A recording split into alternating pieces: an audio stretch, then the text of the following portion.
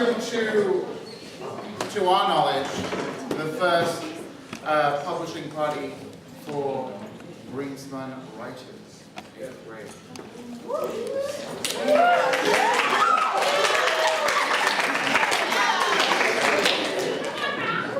So,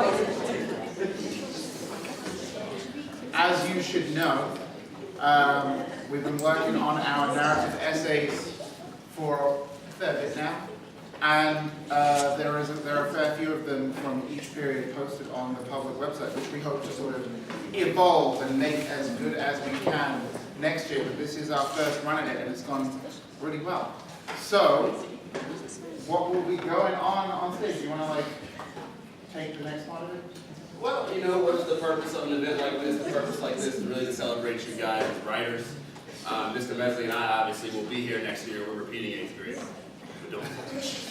But the goal is to let this be the beginning of something that we start as a tradition every quarter or every semester, or just, you know, the in-class collaborations and things like that.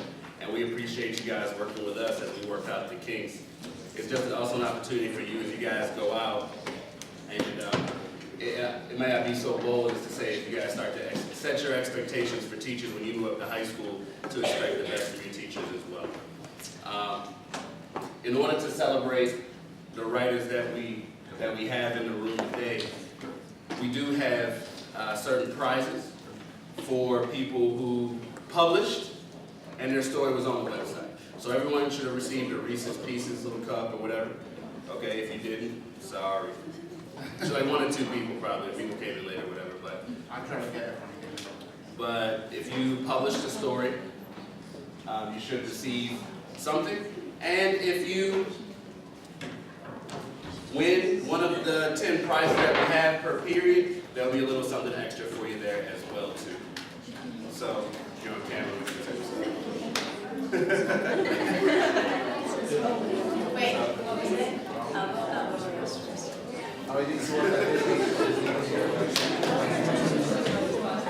You are so stupid.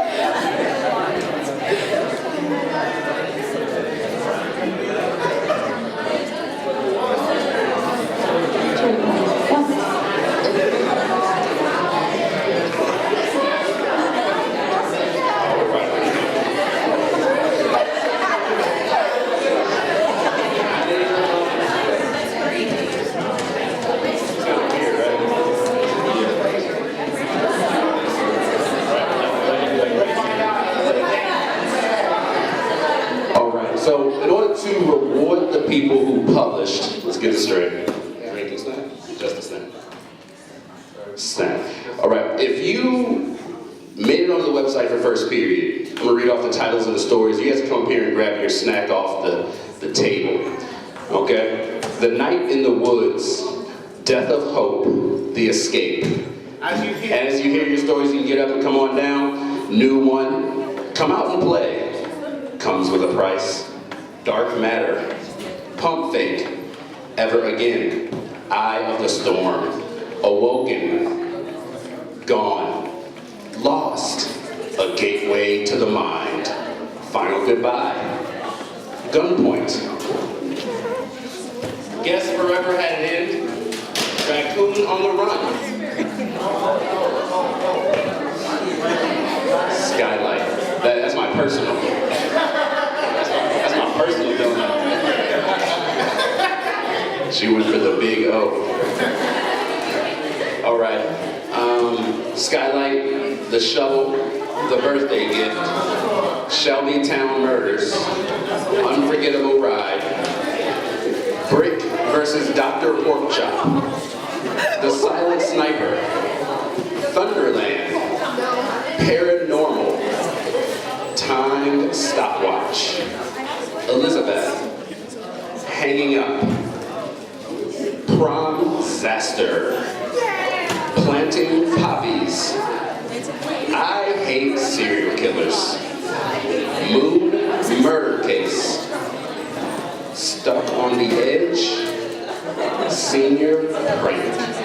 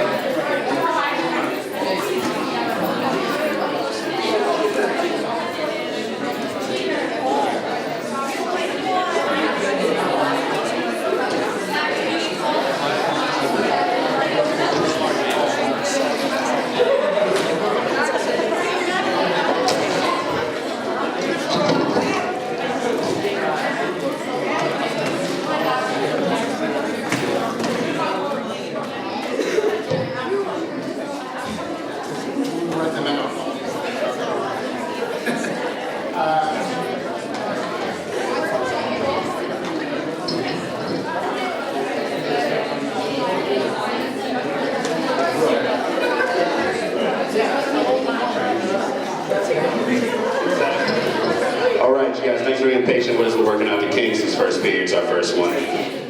So we want to give away our first award. Okay? And our first award, the first award is for best title.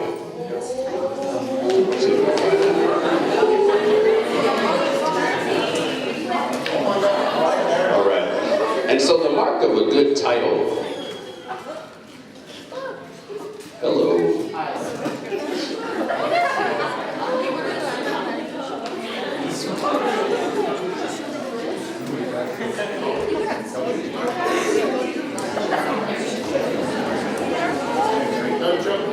There's chords there. You can sit in the front. All right. You know, one of the marks of a good title is being able to suggest the content of the story without giving it away. And the winner of this one, when you read the story, the title makes total sense. But at the beginning, it just kind of suggests what the story is about. And just announce it. This certificate is awarded to the author of the story, Guess Forever Had an End. Guess Forever Had an End. Tamira, come on down.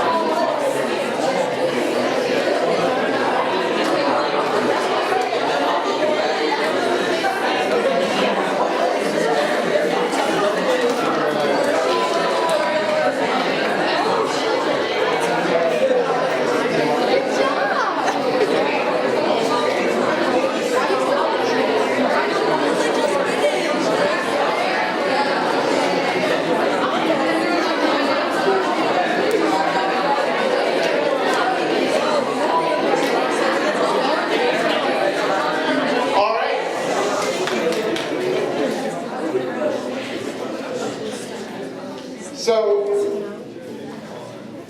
for a lot of these awards, the selection process is just so grueling and so difficult. And for this next one, the most realistic plot, the story that kept it 100. That is so hard to find sometimes, because sometimes stories will start off so real and then just have, you guys write some weird stuff, man. What are you making me read? Anyway, the story that we felt best kept it 100 is the story Promzaster, written by Marissa Cooper.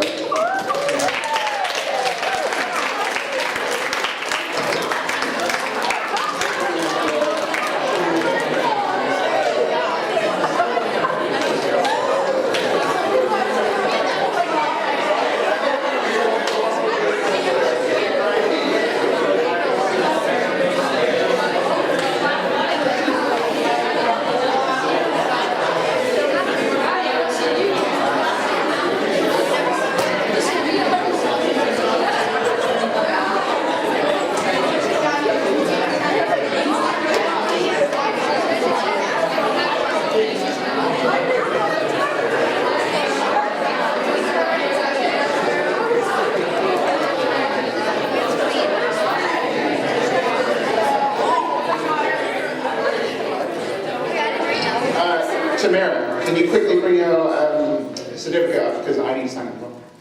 You get a signature on the clothes of the t-shirts.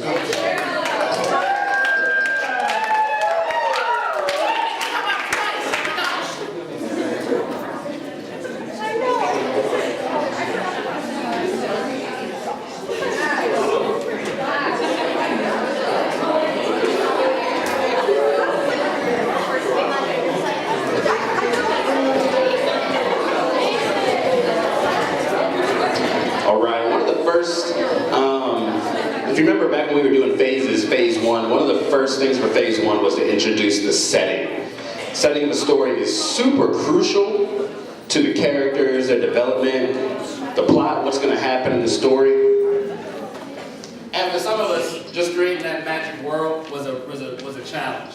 But some people pulled it off with a high degree of difficulty. And while there were a lot of candidates to choose from, this one I felt was a story that created a lane and told a story with a message as well. Had a little bit of action, a lot of excitement, but also touched on some topics that maybe needed to be heard. The setting of the story, The Silent Sniper. Our author, Joey Kalani-Ola. Let's give it up for Joey. Most imaginative.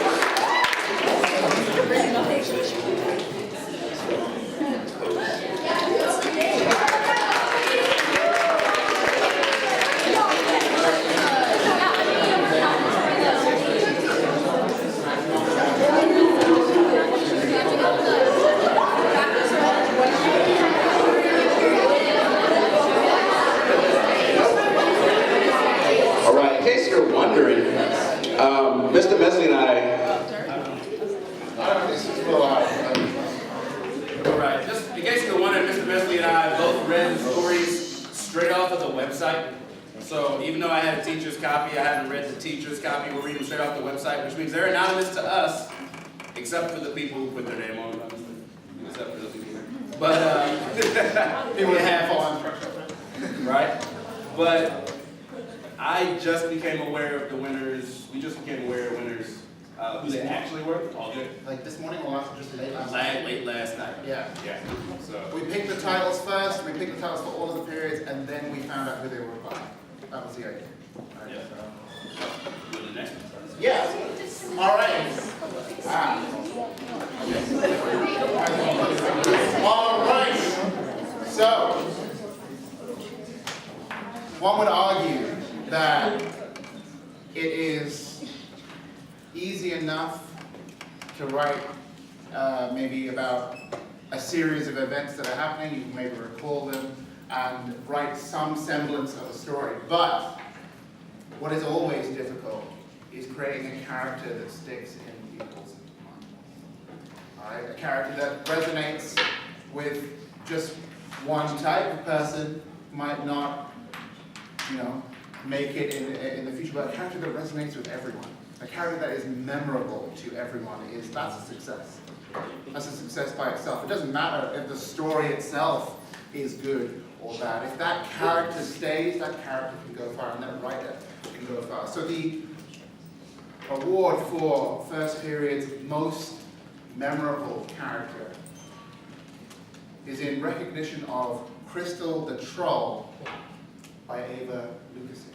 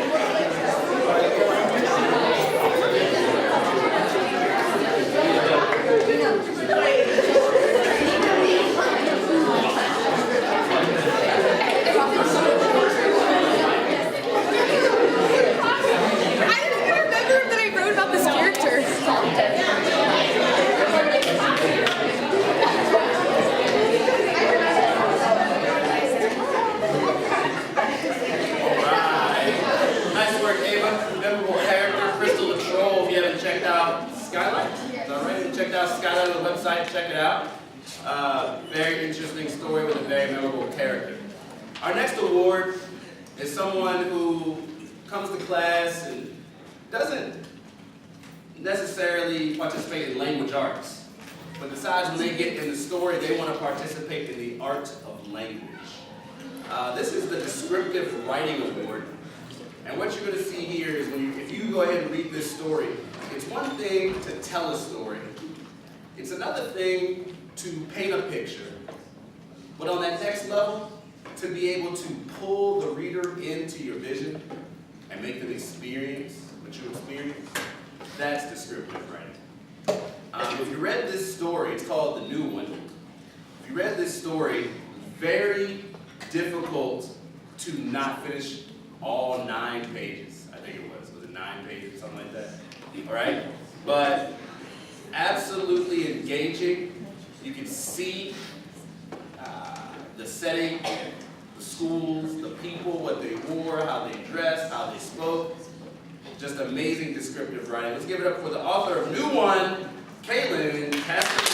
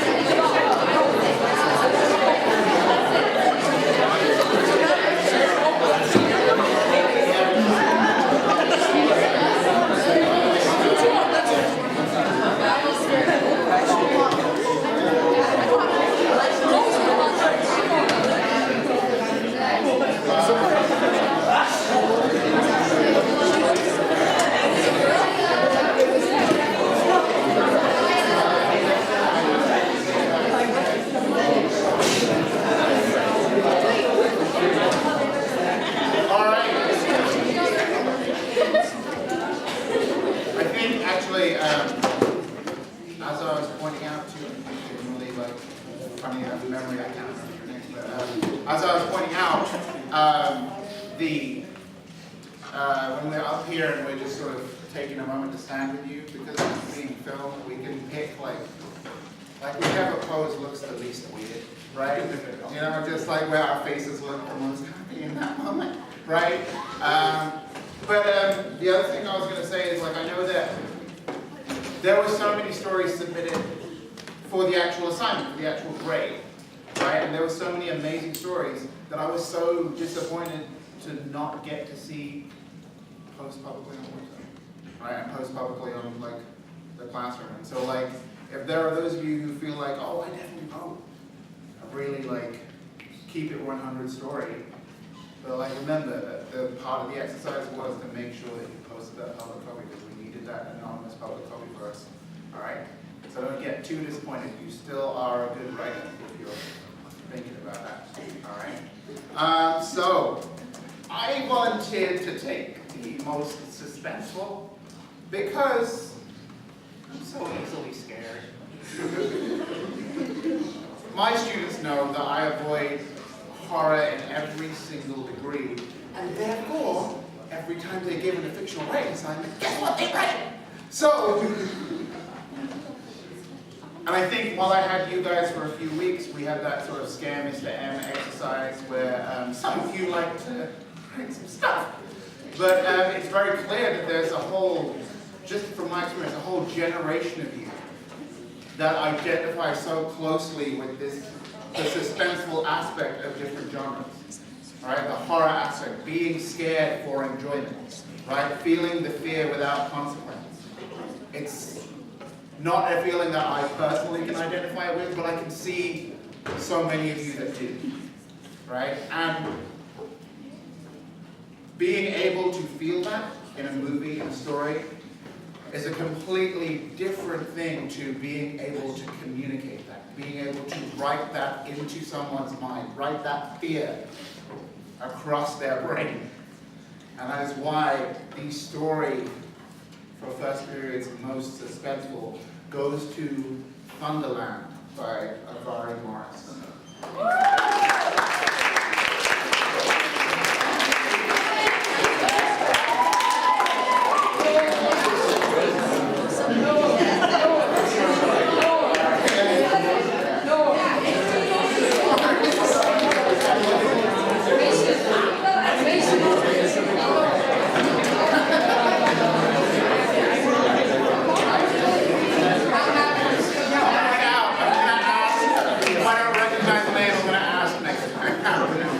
Sorry. All right. I like most suspenseful. That's one of those awards where you say, what's going to happen next? What's going to happen next? What's going to happen next? And you know, our entire unit originally was about suspense. We learned about Alfred Hitchcock, Let Them Play God, and things like that. And so, you know, an author who can take that, what we learned in the unit, and be able to apply that into their story shows some very special skills. And this next one kind of builds right off of that suspense. Not only what is going to happen next, but when you read enough stories, you watch enough movies, you see enough shows, you can get pretty good at what's going to happen next. But every once in a while, an author will throw a wrench in the mix, a plot twist. And a really good plot twist is one that makes you stop, read the paragraph again, and just make sure it did that just happen? Is that what I just read? Is that reality? Is that really what happened right there? And if you go ahead and you decide to go back to the website First Period, you read the story Gone. If you read that story Gone, 95% of the story takes you in one direction, and then all of a sudden 180 degrees in the other direction at the end of the story. Let's give it up for Kennedy.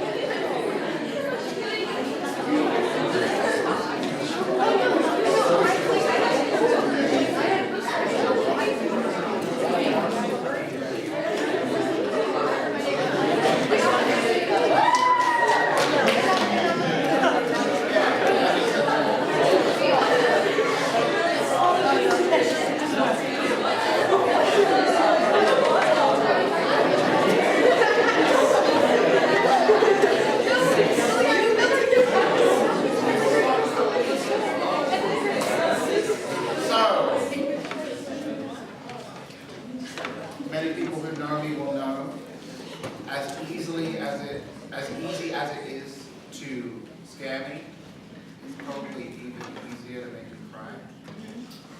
Yeah. I'm just an emotional person.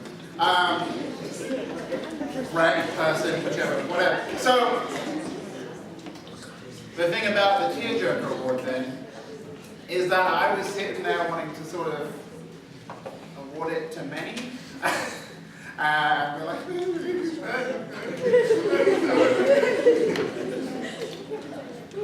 but obviously, like that's one of the reasons we try to like collaborate a little on the awards and make sure that everyone's got their fair share. And that's why the awards were anonymous as well. So just know that at the very least, a lot of you will be crying, sitting at home in my game room like.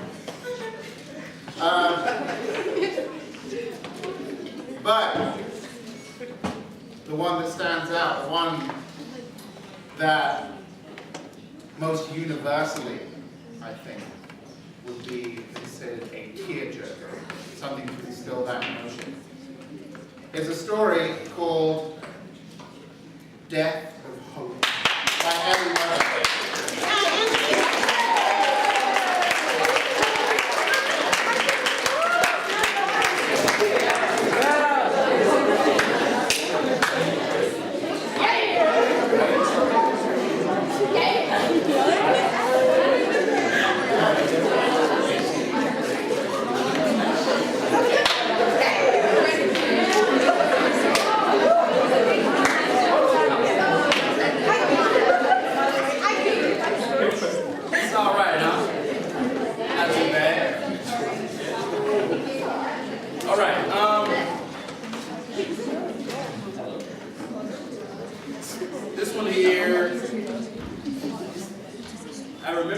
Remember this when we first sat down and started kind of planning this assignment, and one of the standards was use of the narrative technique.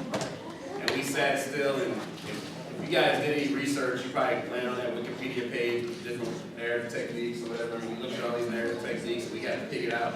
There's way too many. Yeah, right. And we take which ones we thought they could use. We put them in a little pyramid, difficulty levels, and all this and that. If you were in my room, working on that poster, and you put them around the room and stuff like that. And really, narrative techniques are a way to tell a story, a unique way to tell a story. And when you do that, you can take what might be a familiar story and spin it, or you can take a traditional story and put your own unique spin on it. No different, in my opinion, than like a dance move or an athletic move or something like that. As an author, use literature in your art. This particular story was very